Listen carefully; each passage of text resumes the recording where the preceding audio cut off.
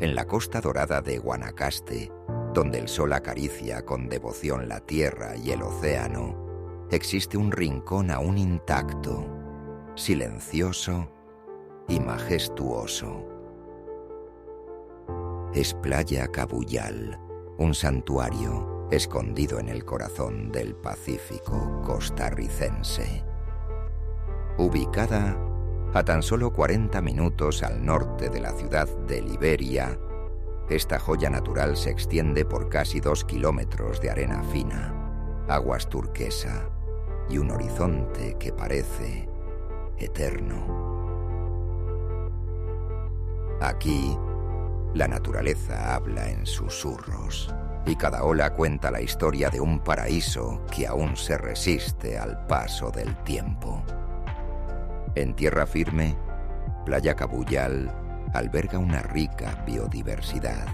Los bosques cercanos son hogar de iguanas verdes, venados cola blanca y familias de monos congo, cuyos llamados resuenan en las copas de los árboles al amanecer. Y bajo la superficie, un universo marino vibra con vida. Los arrecifes cercanos son hábitat de peces loro, mantarrayas y, en ocasiones, tiburones de arrecife que patrullan las aguas profundas. Durante ciertos meses del año, este lugar se convierte en un escenario sagrado. Las tortugas marinas, guiadas por su instinto milenario, regresan a estas arenas para anidar. Una danza de vida, resiliencia y conexión con el ciclo eterno de la naturaleza. Pero este paraíso también es frágil.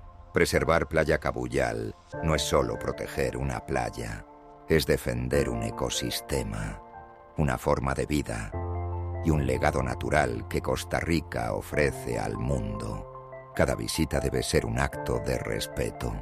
Cada paso en su arena, una promesa silenciosa de conservación. Porque en este rincón escondido de Guanacaste, la naturaleza aún canta y depende de nosotros que nunca se calle.